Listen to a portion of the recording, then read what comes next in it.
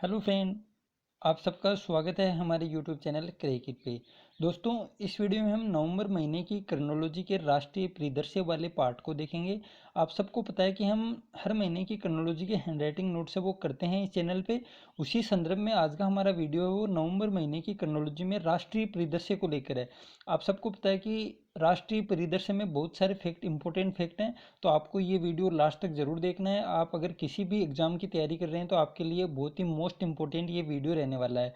इससे पहले हमने अंतर्राष्ट्रीय परिदृश्य को कर लिया है पार्ट फर्स्ट में। अगर वो आपने नहीं देखा तो ज़रूर देखें, उसका लिंक है वो डिस्क्रिप्शन बॉक्स में मिल जाएगा।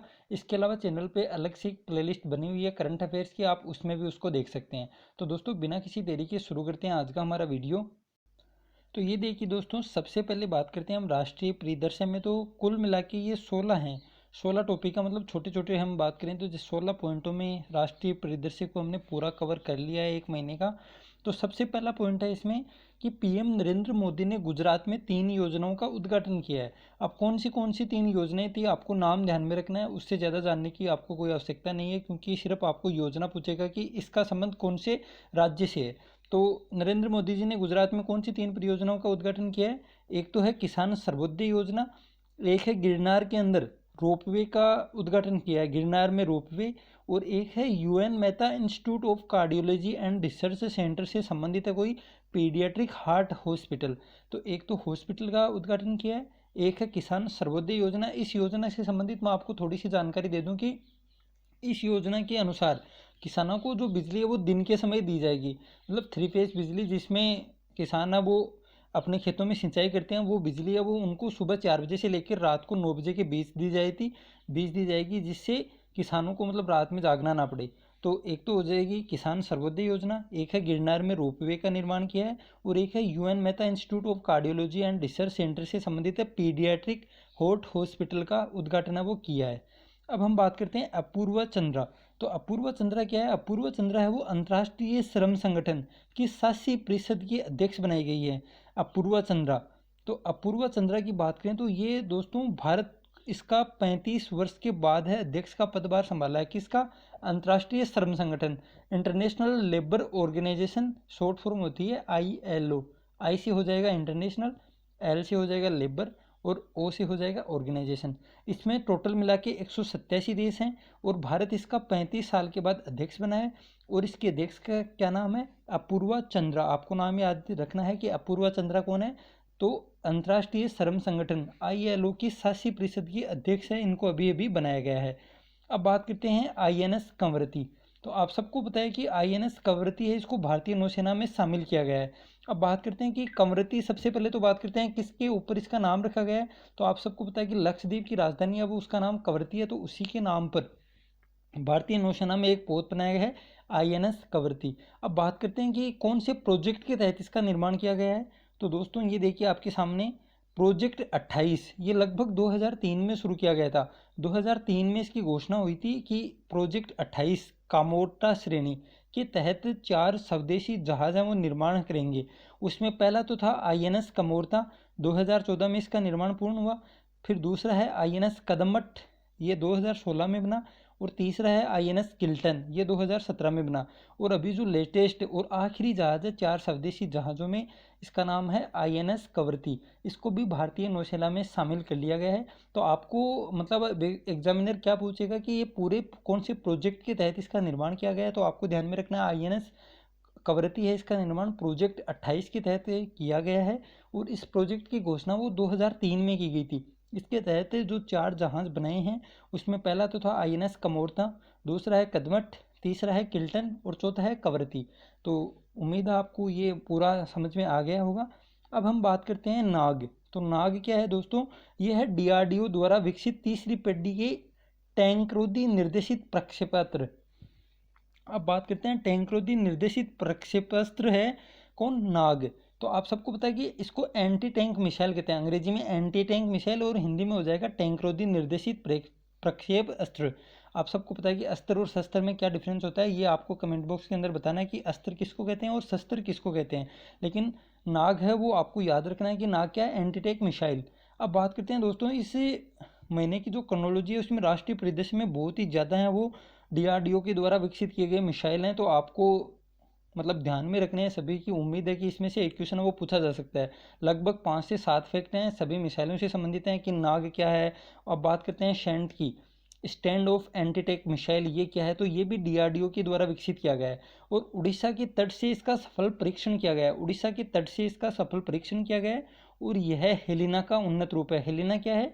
हेलीकॉप्टर लॉन्च नाग, मतलब नाग मिसाइल जो जमीन से प्रक्षेप की जाती है वो तो हो जाएगी नाग, और जिसको हेलीकॉप्टर से लॉन्च किया जाता है उसका हो जाएगा हेलीकॉप्टर लॉन्च नाग। और इसका भी एक उन्नत रूप और बना लिया है डीआरडीओ ने, उसका नाम है stand of anti tank missile. इसकी मारक क्षमता वो 15 से 20 किलोमीटर है। तो ये हो गया दोस्तों stand of anti tank missile. Orissa की तट से इसका सफल परीक्षण किया गया और इसका डीआरडीओ द्वारा ये विकसित की गई है और हेलिना का उन्नत रूप है। आपको दोनों चीज़ें वो ध्यान में रखनी है, स्टैंड मतलब स्टैंड क्या है, stand of anti tank missile, और नाग क्या है। अब हम बात करते हैं पृथ्वी 2 मिसाइल की। तो आप सबको पता है कि पृथ्वी 2 मिसाइल है वो लगभग ये 1500 से 2000 किलोमीटर तक एक इसकी मारक क्षमता है और इसका मतलब जो हथियार ले जाने की क्षमता है वो है 500 से 1000 किलोग्राम। ये परमाणु हथियार ले जाने की क्षमता रखता है।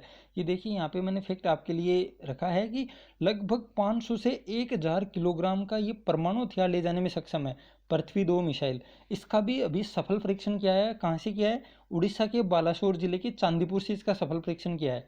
उड़ीसा के बालासोर जिले के चांदीपुर से इसका सफल परीक्षण किया है और यह बैलिस्टिक मिसाइल का रात्रिकालीन परीक्षण था।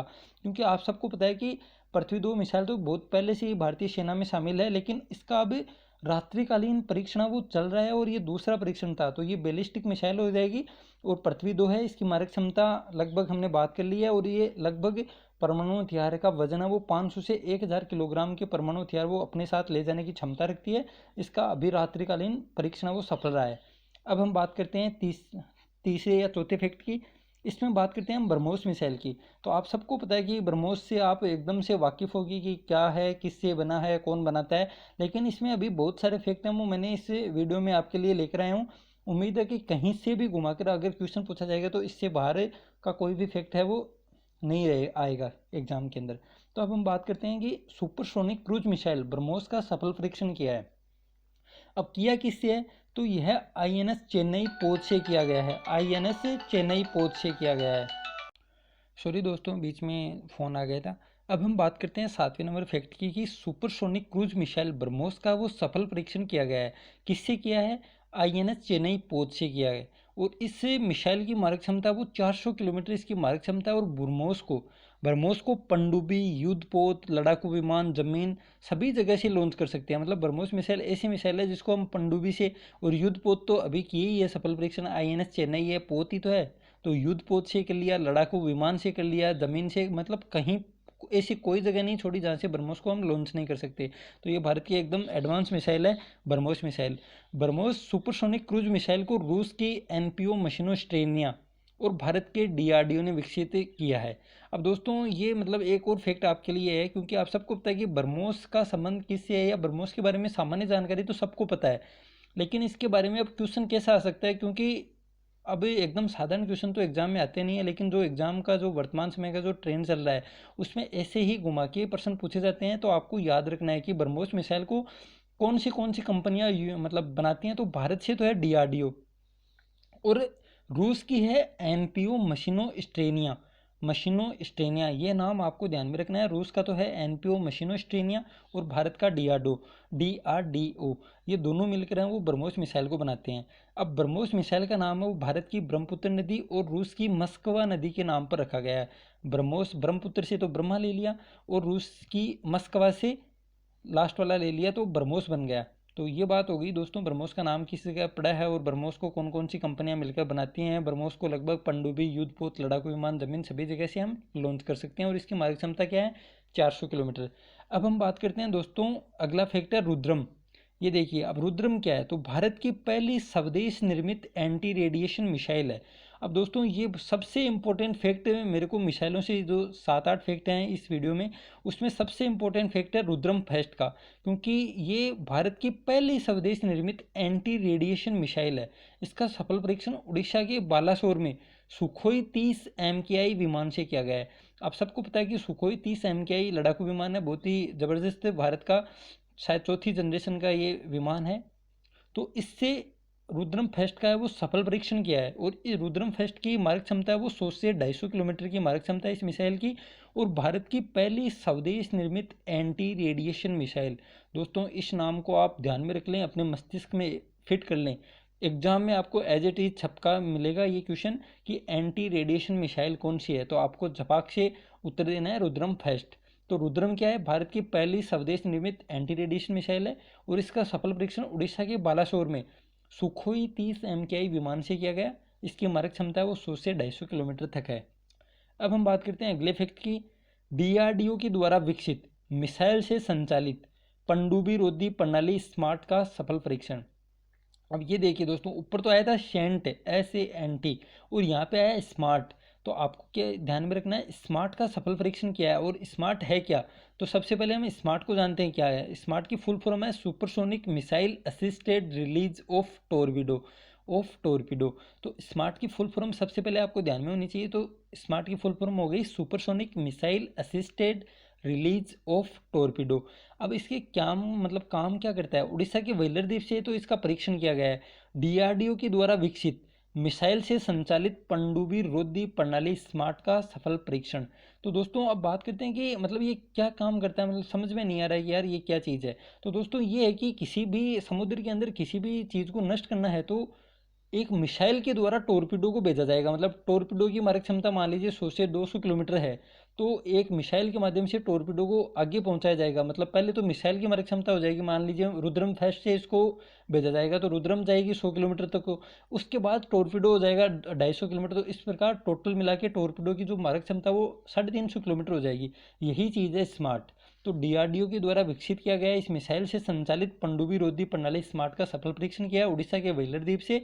और स्मार्ट की फुल फॉर्म क्या है ये हमने बात कर ली है। अब हम बात करते हैं कनकलता बरुआ। ये क्या चीज़ है, अब ये है भारतीय तटरक्षक बल के पोत का एक नाम है। दोस्तों ये काम क्या करता है, तेज गति से गश्त करने में सक्षम है। 30 सितंबर को ये शामिल किया गया। तो कनकलता बरुआ भारतीय तटरक्षक बल के पोत का एक नाम है, तेज गति से गश्त करने में सक्षम है। 30 सितंबर को भारत की सेना में ये शामिल किया गया। तो आपको नाम ध्यान में रखना है, रुद्रम फेस्ट। रुद्रम फेस्ट क्या है, एंटी रेडिएशन मिसाइल है। और कनकलता बरुआ क्या है, भारतीय तटरक्षक बल के एक पोत का नाम है जो तेज गति से गश्त करने में सक्षम है। अब हम बात करते हैं गोवा की।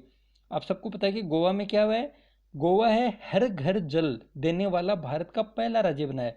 हर घर जल देने वाला भारत का पहला राज्य बना है। दोस्तों इंपॉर्टेंट फैक्ट है, एकदम से बहुत ही एकदम न्यू और इम्पोर्टेंट, एग्जाम की दृष्टि से बहुत ही ज़्यादा महत्वपूर्ण है। आप इस पर very very very most important लगा लीजिए।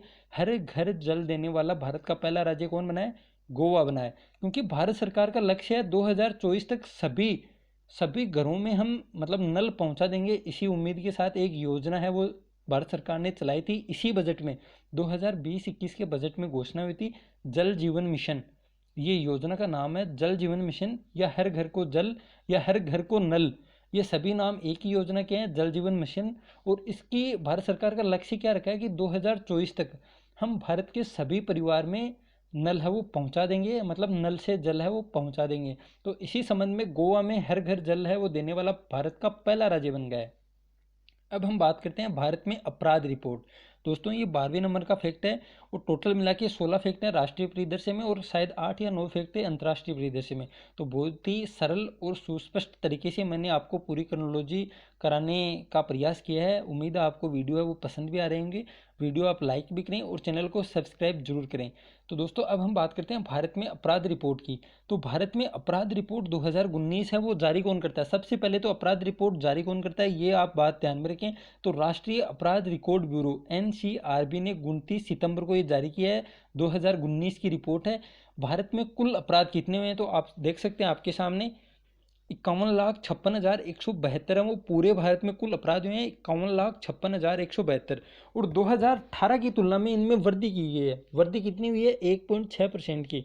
तो दोस्तों अब इसमें कथन वाला है ना, कथन वाला क्वेश्चन बनने के चांस हैं वो ज़्यादा है कि कथन आ जाएंगे कि भारत में कुल अपराध इतने हुए हैं 51,56,172।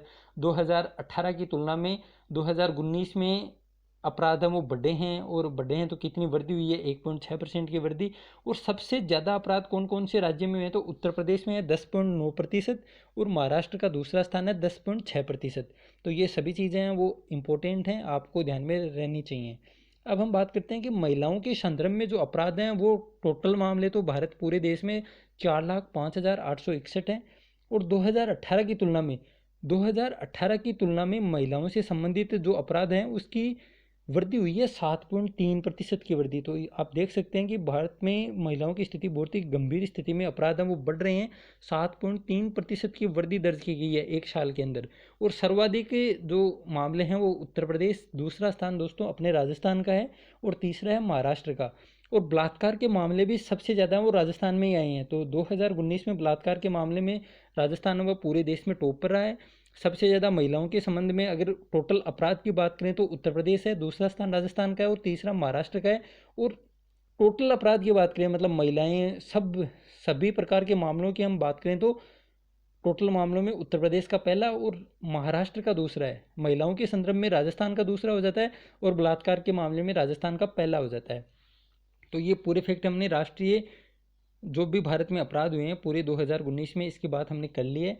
इसकी मतलब कौन करता है, तो राष्ट्रीय अपराध रिकॉर्ड ब्यूरो है, उसके द्वारा ये घोषणा की जाती है, हर वर्ष की जाती है। एक साल के बाद 2019 में टोटल अपराध हो गए 2018 की तुलना में 1.6% की वृद्धि हुई। उत्तर प्रदेश पहला स्थान रखता है, सबसे ज़्यादा अपराध के मामले वो उत्तर प्रदेश से आते हैं। महिलाओं के संबंध में भी उत्तर प्रदेश टॉप पर है, और राजस्थान का दूसरा स्थान है, जबकि बलात्कार के मामले में राजस्थान का पहला स्थान है। अब हम बात करते हैं किसान रेल की। तो दोस्तों अगर पहले वाली क्रोनोलॉजी की वीडियो अगर आपने देखें तो आप सबको पता होगा कि भारत में लगभग 3 किसान रेल योजनाएं हैं वो संचालित हैं। 3 किसान रेल हैं वो वर्तमान समय में भारत में चलती हैं। तो उसी संबंध में आज है कि फलों और सब्जियों की ढुलाई में 50% की छूट देने का काम किया है भारत की गवर्नमेंट ने। अब बात कर लेते हैं एक बार, फिर आपका रिवीजन हो जाएगा कि कौन कौन सी 3 है वो रेल हैं। तो एक पहली रेल तो चली थी देवलाली महाराष्ट्र से मुजफ्फर बिहार तक। तो पहली रेल है किसान रेल, वो देवलाली महाराष्ट्र से मुजफ्फरपुर बिहार तक चली थी। दूसरी है अनंतपुर आंध्र प्रदेश से दिल्ली तक। तीसरी भी किसान रेल वो बेंगलुरु से दिल्ली तक चलती है। तो इसमें दोस्तों ये है कि जो सब्जियां, दूध, मतलब पनीर जिनका ख़राब हो जाता है, मतलब उनको रेल के माध्यम से उसमें फ्रीजर की व्यवस्था रहती है, जिससे उनका मतलब सड़ना और ये कम हो, इसलिए किसान रेल चलाई गई हैं। और 3 किसान रेल वर्तमान में संचालित हैं, आपको ध्यान में रखनी है। एक क्वेश्चन है वो डेफिनेटली बनने वाला है आगे आने वाली एग्जाम में। तो पहली रेल है वो महाराष्ट्र से बिहार चली, दूसरी आंध्र प्रदेश से दिल्ली, और तीसरी है बेंगलुरु से दिल्ली। अब हम बात करते हैं स्टार्स। तो स्टार्स क्या है, तो दोस्तों स्टार्स है वो एक स्कूली शिक्षा में सुधार के लिए विश्व बैंक से सहायता प्राप्त परियोजना है। स्टार्स, आपको नाम ध्यान में रखना है। स्टार्स तो 3 नाम आ गए आज, एक तो है रुद्रम वाला, और एक वो गश्ती दल वाला, और एक है स्टार्स। तो आपको ये तीनों नाम है वो ध्यान में रखना है। तो रुद्रम फेस्ट तो बहुत ही आसान नाम है। रुद्रम फेस्ट है वो एंटी रेडिएशन मिसाइल है। और एक है कनकलता, कनकलता है एक युद्धपोत, भारतीय गश्ती दल में शामिल हुआ है, बहुत ही तेज गति से गश्त करता है। तीसरा है स्टार्स, यह है स्कूली शिक्षा में सुधार के लिए विश्व बैंक से सहायता प्राप्त एक परियोजना है, जिसको मंजूरी दी है केंद्रीय मंत्रिमंडल ने वर्तमान में। और स्टार्स का पूरा नाम क्या है, तो स्टार्स का पूरा नाम है strengthening teaching learning and resources of states. तो एस से तो हो जाएगा स्ट्रेंथिंग, टी से हो जाएगा टीचिंग, एल से हो जाएगा लर्निंग, एंड आर से हो जाएगा रिसोर्सेज, 4 एस से हो जाएगा स्टेट्स। और इसमें दोस्तों 6 राज्य शामिल हैं। 6 राज्य कौन कौन से हैं, एक तो है राजस्थान, हिमाचल प्रदेश, महाराष्ट्र, मध्य प्रदेश, केरल और उड़ीसा। तो आपके लिए बहुत ही इंपॉर्टेंट यहाँ से क्वेश्चन बनने की संभावना है कि स्टार्स में कौन सा राज्य है वो शामिल नहीं है, या निम्न में से कौन कौन से राज्य हैं वो शामिल किए गए हैं। आप सबको पता है कि वर्तमान में ऐसे ही क्वेश्चन आते हैं कि आपको 4 ऑप्शन दे देगा और पूछ लेगा कि कौन कौन से राज्य हैं वो स्टार्स में शामिल हैं, एक व 2 उपरोक्त सभी। तो ऐसे क्वेश्चन बहुत आते हैं। तो आपको नाम ध्यान में रखना है कि राजस्थान, हिमाचल प्रदेश, महाराष्ट्र, मध्य प्रदेश, केरल और उड़ीसा। तो यहाँ आपको कन्फ्यूजन सबसे ज़्यादा केरल में ही होगी, क्योंकि केरल में साक्षरता बहुत ज़्यादा है। तो स्कूली शिक्षा में सुधार के लिए वहाँ कोई योजना चलाई जाए ऐसा हम सोचते नहीं है, लेकिन केरल भी है। तो आपको ध्यान में रखना है कि स्टार्स में 6 राज्य शामिल हैं, राजस्थान, हिमाचल प्रदेश, महाराष्ट्र, मध्य प्रदेश, केरल और उड़ीसा। और सहायता किसने दी है, विश्व बैंक से। यहाँ पर भी बहुत ही आते हैं कि विश्व बैंक ने दी है, या फिर एशिया के बैंक ने दी है, या फिर ब्रिक्स बैंक ने दी है। तो यहाँ पे आपको कन्फ्यूज नहीं होना है, विश्व बैंक से सहायता प्राप्त ये परियोजना है। अब हम बात करते हैं अगले फैक्ट की। तो अगला फैक्ट है अंतर्राष्ट्रीय ब्लू फ्लैग प्रमाण पत्र। 8 भारतीय समुद्र तटों को ये दिया गया है। अब इसमें 8 भारतीय समुद्र तट हैं, तो आपको उनके नाम ध्यान में रखना शायद इतना इम्पोर्टेंट नहीं है, क्योंकि 2 या 3 होते तो इम्पोर्टेंट हो जाता, क्योंकि क्वेश्चन पूछ लेता है कि निम्न में से कौन सा नहीं है। लेकिन 8 हैं तो मेरे को नहीं लगता कि ऐसा क्वेश्चन आने की संभावना है। आपको सिर्फ इतना ध्यान में रखना है कि अंतर्राष्ट्रीय ब्लू फ्लैग प्रमाण पत्र वो किससे संबंधित है, ये इंपॉर्टेंट पर्सन है, वो बन जाता है। ब्लू फ्लैग प्रमाण पत्र वो भारतीय समुद्र तट, मतलब समुद्र तट से संबंधित है, वो ब्लू फ्लैग प्रमाण पत्र है। अब कौन से समुद्र तटों को दिया जाता है, तो जिसमें साफ सफाई वो ज़्यादा रहती है उन समुद्र तटों को ब्लू फ्लैग प्रमाण पत्र दिया जाता है। तो विश्व में कुल तो है 50, उसमें से 8 हैं भारतीय। तो ये बहुत ही अच्छी चीज़ है भारत के लिए कि 8 भारतीय समुद्र तटों को अंतर्राष्ट्रीय ब्लू फ्लैग प्रमाण पत्र मिला है। अब हम बात करते हैं अगले फैक्ट की। तो बस 2 फैक्ट हो रहे हैं। एक तो है सूबेदार जोगिंदर सिंह वार मेमोरियल। अब ये इंपॉर्टेंट क्यों बन जाता है कि बहुत ही आसान से क्वेश्चन ऐसा आ सकता है कि सूबेदार जोगिंदर सिंह वार मेमोरियल कहाँ पर बना है, क्योंकि अभी करंट में बना है तो इंपॉर्टेंट पर्सन बन जाता है। तो ये दोस्तों अरुणाचल प्रदेश के बुमला में किया है। अरुणाचल प्रदेश के बुमला जिले में इसका उद्घाटन हुआ है वर्तमान में ही। सूबेदार जोगिंदर सिंह वार मेमोरियल। जोगिंदर सिंह वो सिख रेजिमेंट की पहली बटालियन से संबंधित थे। जोगिंदर सिंह सिख रेजिमेंट की पहली बटालियन से संबंधित थे और 1962 में भारत चीन के युद्ध में ये शहीद हुए थे। परमवीर चक्र विजेता हैं। तो परमवीर चक्र विजेता सूबेदार जोगिंदर सिंह वार मेमोरियल है अरुणाचल प्रदेश के बुमला में, और जोगिंदर सिंह सिख रेजिमेंट की पहली बटालियन में थे। अब है एक चलो गांव की ओर अभियान। तो चलो गांव की ओर अभियान किससे संबंधित है, ये पूछा जा सकता है। तो ये जम्मू कश्मीर से संबंधित है और तीसरा चरण है इसका। तीसरा चरण वर्तमान में शुरू किया है। 10 दिवसीय कार्यक्रम में जन समस्याओं का समाधान किया जाएगा, मतलब वहाँ पे जो लोकल लोग रहते हैं उनकी समस्याओं का समाधान किया जाता है। चलो गांव की ओर अभियान इसका तीसरा चरण है, वो वर्तमान में शुरू किया है। अब दोस्तों हम फटाफट इसका एक बार रिवीजन कर लेते हैं, उसके बाद इससे संबंधित ही टोटल 17-18 क्वेश्चन है उसको हम बाद में देखेंगे। तो मात्र 2 मिनट में पूरा रिवीजन कर लेते हैं ताकि हमको यहीं पे ये याद हो जाए पूरा। तो नरेंद्र मोदी ने गुजरात में 3 योजनाओं का उद्घाटन किया है। कौन कौन सी योजना है, एक तो है किसान सर्वोदय योजना, एक है गिरनार में रोपवे का उद्घाटन, और एक है पीडियाट्रिक हार्ट हॉस्पिटल का उद्घाटन। अब बात करते हैं अपूर्वा चंद्रा। तो अपूर्वा चंद्रा क्या है, वो अंतर्राष्ट्रीय श्रम संगठन की 87% की अध्यक्ष है, वो बनी है और भारत इसका 35 साल के बाद अध्यक्ष का पदभार लिया है। और आईएलओ में कुल 187 देश हैं। आईएनएस कवरती क्या है, आईएनएस कवरती है वो भारतीय नौसेना में शामिल की गई है। प्रोजेक्ट 28 के तहत 4 का निर्माण हुआ था, उसमें एक तो है आईएनएस कमोरता, कदमत और किल्टन, और लास्ट में चौथी है कवरती। अब है नाग। नाग क्या है, डीआरडीओ द्वारा विकसित एंटी टैंक मिसाइल है। वो stand of anti tank missile क्या है, ये भी डीआरडीओ के द्वारा विकसित किया गया है और ये हेलिना का उन्नत रूप है। Stand of anti tank missile, shunt भी कहते हैं इसको, ऐसे एंटी। अब बात करते हैं पृथ्वी 2 मिसाइल। तो इसका रात्रिकालीन परीक्षण किया गया है और ये इसका लगभग 500 से 1000 किलोग्राम के ये परमाणु हथियार ले जाने में सक्षम है। अब बात करते हैं ब्रह्मोस की। तो ब्रह्मोस आप सबको पता है कि चेन्नई के पोत से इसका सफल परीक्षण किया गया है। और ब्रह्मोस है वो पनडुब्बी, युद्ध पोत, लड़ाकू विमान, जमीन कहीं पर से आप इसको लॉन्च कर सकते हैं। और इसको रूस से तो है एनपीओ मशीनोस्ट्रेनिया और भारत का है डीआरडीओ, इन दो मिलकर हैं वो बनाते हैं। ब्रह्मोस नाम भारत की ब्रह्मपुत्र नदी और रूस की है मस्कवा नदी के नाम पर बना है। अब बात करते हैं रुद्रम फर्स्ट की। बहुत इंपॉर्टेंट फैक्ट है, भारत की पहली स्वदेश निर्मित एंटी रेडिएशन मिसाइल है। फिर डीआरडीओ के द्वारा ही एक विकसित मिसाइल से संचालित पनडुब्बी रोधी प्रणाली स्मार्ट का सफल परीक्षण किया। पनडुब्बी रोधी प्रणाली स्मार्ट का सफल परीक्षण वो किया है। फिर है कनकलता ब्रुआ, तेज गति से गश्त करने में सक्षम है, भारतीय तटरक्षक बल के पोत का एक नाम है। अब बात करते हैं गोवा। गोवा है हर घर को जल देने वाला भारत का पहला राज्य है और भारत की एक योजना, भारत सरकार की योजना है। अभी वर्तमान का ही जो बजट था उसमें इस योजना की घोषणा हुई थी कि जल जीवन मिशन के तहत लक्ष्य रखा था 2024 कि साल 2024 तक हम भारत के सभी जो परिवार हैं उनको नल के माध्यम से जल वो देंगे। इसी संबंध में गोवा है वो पहला राज्य बन गया है हर घर को जल देने वाला। अब बात करते हैं भारत में अपराध रिपोर्ट 2019 में। तो टोटल अपराध हैं 51,56,172, 2018 की तुलना में 1.6% की वृद्धि हुई है। उत्तर प्रदेश और महाराष्ट्र क्रमशः पहले और दूसरे स्थान पर हैं।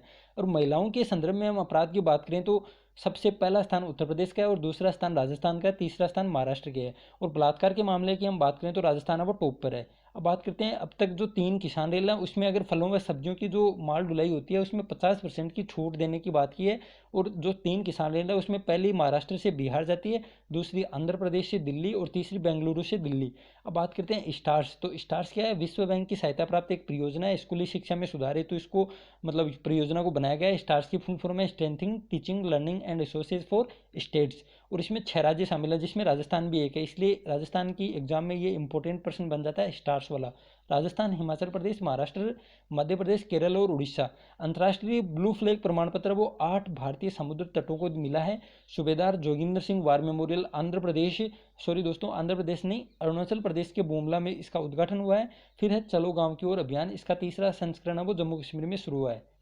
अब हम बात करते हैं दोस्तों क्वेश्चन की, तो ये सब क्वेश्चन है वो क्रोनोलॉजी में आते हैं, आप सबको पता है कि। तो इसमें हम बात करें पहले क्वेश्चन की।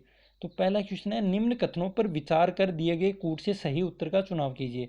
तो अब तक इस वीडियो में हमने जो सीखा है उसके ही हमारा ये मान लीजिए टेस्ट है एक। तो देखते हैं आपके कितने क्वेश्चन सही होते हैं, आप कमेंट बॉक्स के अंदर जरूर बताएं। भारत ने 35 वर्षों के बाद अंतर्राष्ट्रीय श्रम संगठन की अध्यक्षता अक्टूबर 2020 में ग्रहण की। भारत को अक्टूबर 2020 से जून 2021 तक की अवधि के लिए आईएलओ के शासी निकाय के अध्यक्ष के रूप में चुना गया है। श्रम और रोजगार सचिव अपूर्व चंद्रा को आईएलओ के शासी परिषद के अध्यक्ष के रूप में चुना गया है। अपूर्व चंद्रा नवंबर 2020 में होने वाली शासी निकाय की आगामी बैठक की अध्यक्षता करेंगे। तो दोस्तों पूरे फैक्ट हैं वो इस एक ही क्वेश्चन में आ गए हैं।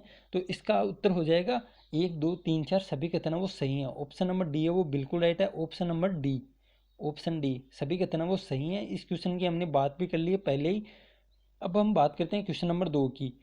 केंद्र सरकार ने जम्मू कश्मीर पंचायती राज अधिनियम 1989 को लागू करने की मंजूरी 21 अक्टूबर 2020 को दे दी।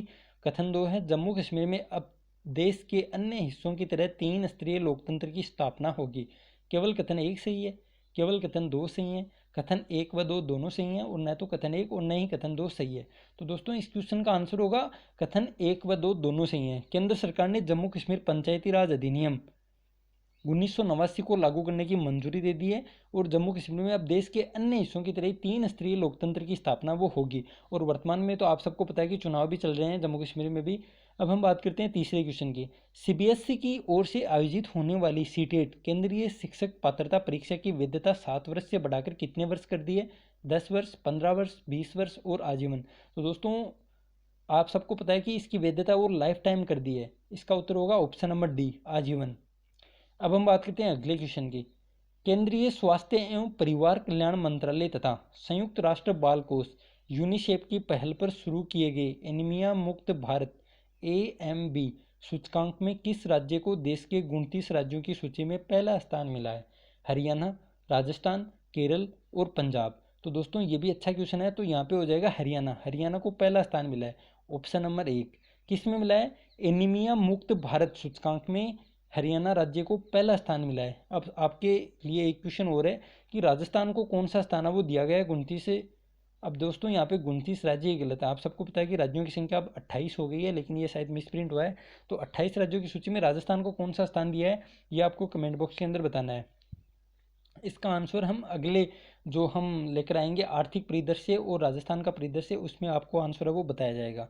अब हम बात करते हैं अगले क्वेश्चन की। केंद्रीय सड़क परिवहन राजमार्ग और MSME मंत्री नितिन गडकरी ने असम में कहां पर देश के पहले मल्टी मॉडल लॉजिस्टिक पार्क की आधारशिला 20 अक्टूबर 2020 को रखी? तिनसुकिया, जोगीघोपा, गोलाघाट और बोंगई गांव। तो दोस्तों ये भी अच्छा क्वेश्चन है। तो इसका आंसर हो जाएगा Jogighopa, option number B. Option number B है वो यहाँ पे बिल्कुल राइट है, जोगीघोपा। क्या है यहाँ पे क्वेश्चन क्या पूछा जा सकता है आपको कि देश के पहले मल्टी मॉडल लॉजिस्टिक पार्क, देश का पहला मल्टी मॉडल लॉजिस्टिक पार्क वो कहाँ पर खुलेगा? तो जोगीघोपा। अब हम बात करते हैं अगले क्वेश्चन की। चुनाव आयोग के सुझाव पर केंद्र सरकार ने लोकसभा और विधानसभा उम्मीदवारों की अधिकतम व्यय सीमा में कितने प्रतिशत वृद्धि करने का निर्णय अक्टूबर 2020 में किया है? 10%, 20%, 15% और 25%। तो दोस्तों ये भी अच्छा क्वेश्चन है। यहाँ पे हो जाएगा ऑप्शन नंबर ए कि चुनाव आयोग के सुझाव पर केंद्र सरकार ने लोकसभा और विधानसभा उम्मीदवारों की अधिकतम व्यय सीमा में कितने प्रतिशत वृद्धि करने का निर्णय लिया है? तो यह हो जाएगा ऑप्शन नंबर ए, 10%। अब हम बात करते हैं global hunger index GHI report 2020 की 107 देशों की सूची में भारत को 27.2 स्कोर के साथ कौन सी रैंकिंग है वो दी गई है? 84वीं, 94वीं, 90वीं और 100वीं। तो दोस्तों इसका हमने मतलब इस टॉपिक को पहले वीडियो अंतर्राष्ट्रीय परिदृश्य में ही हल कर लिया था, तो आपको याद होना चाहिए कि ग्लोबल हंगर इंडेक्स में भारत की रैंक कौन सी थी। तो यहाँ पे ऑप्शन नंबर सी बिल्कुल राइट है, भारत की रैंक थी 94वीं। और आपको ये भी याद होना चाहिए इसमें टोटल 107 देश थे, जबकि इससे पहले वाली रिपोर्ट की 2019 की रिपोर्ट में 117 देशों में भारत की रैंक थी 102वीं। अब हम बात करते हैं अगले क्वेश्चन की। देश का वह पहला राज्य जिसने ट्री ट्रांसप्लांटेशन पॉलिसी को 9 अक्टूबर 2020 को स्वीकृति प्रदान की। ट्री ट्रांसप्लांटेशन पॉलिसी, तो इसको राजस्थान, दिल्ली, केरल, कर्नाटक किसने मान्यता दी है? तो यहाँ पे हो जाएगा दोस्तों दिल्ली। ऑप्शन नंबर बी है वो यहाँ पे बिल्कुल राइट है। ट्री ट्रांसप्लांटेशन पॉलिसी है वो दिल्ली ने इसकी मान्यता दी है, क्योंकि आप सबको पता है कि दिल्ली में सबसे ज़्यादा है वो प्रदूषण वो रहता है। तो यहाँ पे ट्री ट्रांसप्लांटेशन पॉलिसी है वो स्वीकृत की गई है दिल्ली में। अब हम बात करते हैं अगले क्वेश्चन की। भारतीय निर्वाचन आयोग ने उत्तर प्रदेश की 10 तथा उत्तराखंड की 1 राज्यसभा सीट के लिए कब मतदान करवाने की घोषणा अक्टूबर 2020 में की है? 1 नवंबर 2020, 5 नवंबर 2020, 9 नवंबर 2020 और 11 नवंबर 2020। तो दोस्तों यहाँ पे हो जाएगा 9 नवंबर 2020 को ये चुनाव है वो करवाए जाएंगे, 9 नवंबर 2020। भारतीय निर्वाचन आयोग ने उत्तर प्रदेश की तो हैं 10 सीटें और उत्तराखंड की 1 राज्यसभा सीट के लिए।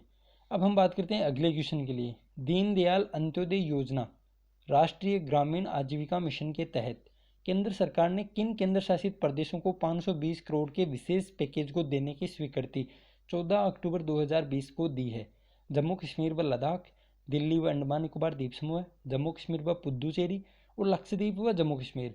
तो दोस्तों ये भी अच्छा क्वेश्चन है कि दीनदयाल अंत्योदय योजना के तहत 520 करोड़ के विशेष पैकेज देने की घोषणा वो किन 2 केंद्र शासित प्रदेशों को की है? तो यहाँ पे ऑप्शन नंबर फर्स्ट है वो बिल्कुल राइट है, जम्मू कश्मीर और लद्दाख को ये विशेष पैकेज है वो दिया गया है। अब हम बात करते हैं अगले क्वेश्चन की।